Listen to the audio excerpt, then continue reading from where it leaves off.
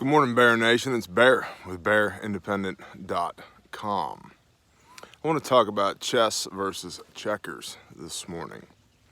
And what do I mean by that? I'll try and be brief because I'd really like to go get a drink of water because #rucking. Because it's the most wonderful time of the year when all the bitey, crawly, creepy insects have gone to bed for a season. So you can get out in the woods and do the things. Now, there's a lot of preppers out there that their idea of prepping is having a bunch of these and a bunch of these, and they're like, man, when the world ends, I'm just gonna go get what I want. Okay, you're playing checkers, bro. You think that you're like, hey man, all my gear matches now. It's all multicam. King me. That doesn't matter. None of that. Besides multicam, over there, you'd be better with Coyote Brown or OD Green. Or Marpat. But what do I know? Anyway. You're playing the most basic game there is in preparedness, trying to equate your possession of gear to proficiency with it. Even if you do get out into yonder woods and do the things, that's still only one facet of several in this larger game. You're playing checkers, we're playing chess.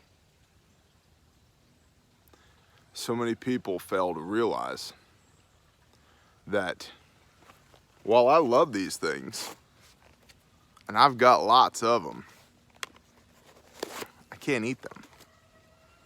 And they, or this, is not what is going to allow me to be eminently successful in without rule of law, or SHTF, or the end of the world as we know it, man. These are a means to an end. Granted, I enjoy them. I like having them. I enjoy being proficient with them. But what they do is allow me to protect those things that I love and those things that I need to perpetuate normalcy for me and my people. If you think about it, in the big scheme of things, that's what preparedness is. Let's perpetuate normalcy. Keep things the same in a good way to the best of our ability. Y'all are a little high. Right there. There we go. So you should have all the weapons platforms. You should do the Patriot things. You should go hang out in the woods with your buddies and work on your small unit tactics and your communication and your shoot, move, communicate, and your bounding overwatch and, you know, break contact drills and blah, blah, blah, blah, blah. Static range, dynamic range. You should do all of those things.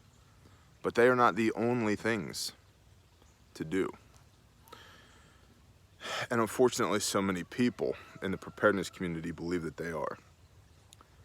And I'm not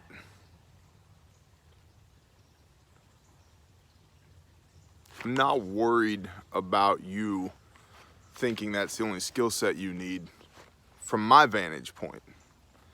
Because me and my people play those games. We're pretty good at it. And we train regularly. And in fact, we're stepping up our training regimen. I'm concerned about it for you. Because that's a game that if you lose, there's no do-over. There's no, try again. I've got more lives. No, you will lose. And you're done. You don't understand the big scheme of things here. That our weapons platforms exist for us to be able to maintain a comfortable distance from tyranny, maintain our independence, protect our loved ones, protect our land, protect our food and our ability to provide and produce more food, and be of material aid to others as needed.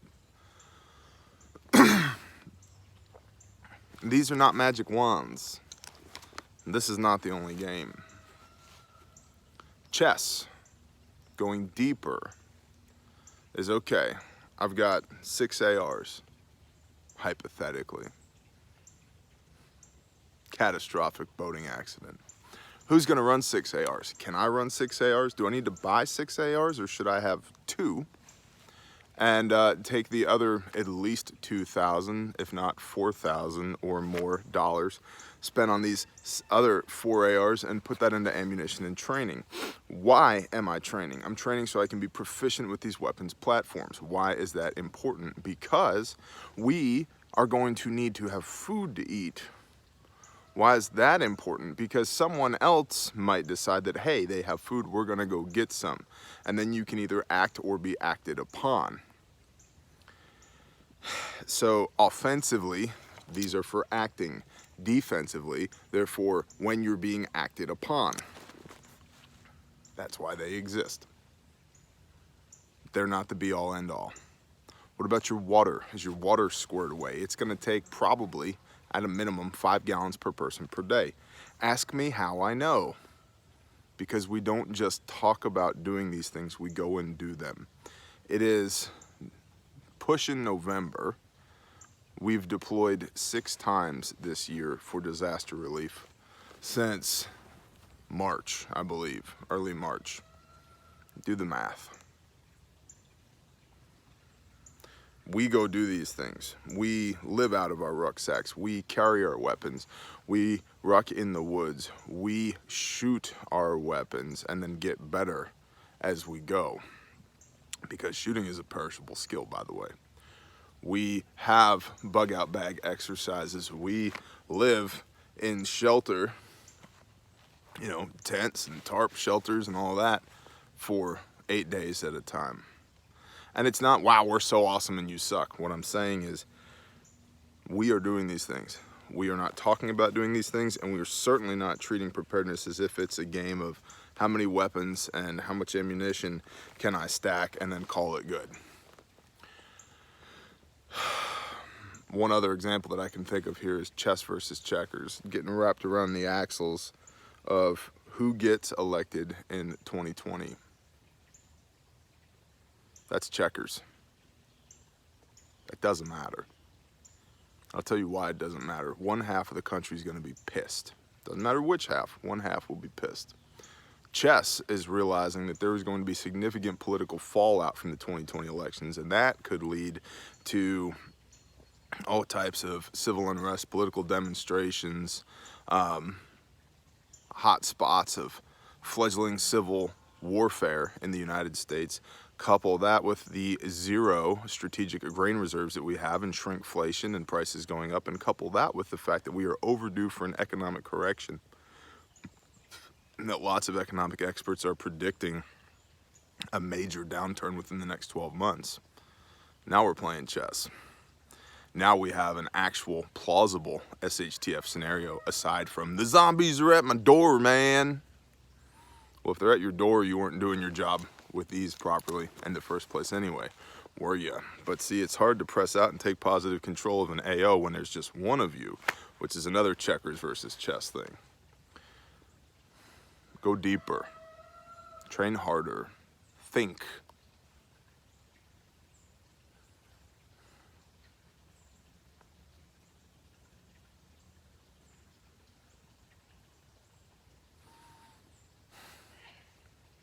What comes to mind is, you play stupid games, you win stupid prizes. Make sure the game that you're playing is one worth playing.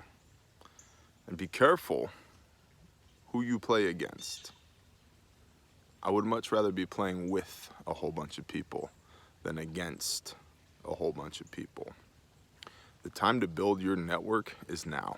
Whether that's your tribe, your mag, your team, your community, your whatever. Build it now. And you don't have to be some super ultra high speed tactical badass. You can learn. You should be learning right now. You don't have to be a bushcraft wizard. You can learn. The time to be learning is now. You should be stacking food to the rafters. I mean all of it. How much? All of it. Now, while you can. And to the extent that you do pay attention to the world, look at the world from the standpoint of how is this going to affect my life and what can I do to mitigate the negative effects of this situation? Not how does this get me emotionally spun up and wrapped around the axles?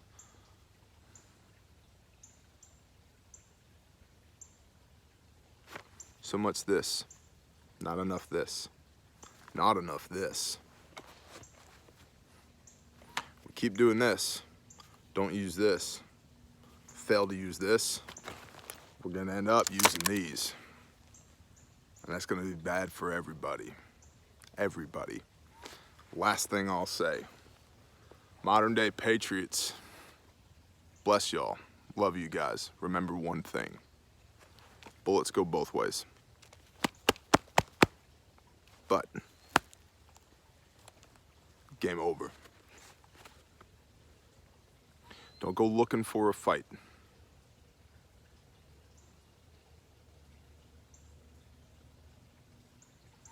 If hell ends up on your doorstep, be well ready to receive it. Stand your ground. Be a man.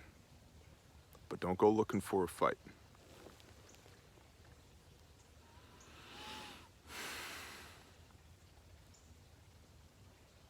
We'll see what the future holds. This is what's on my mind after rucking this morning.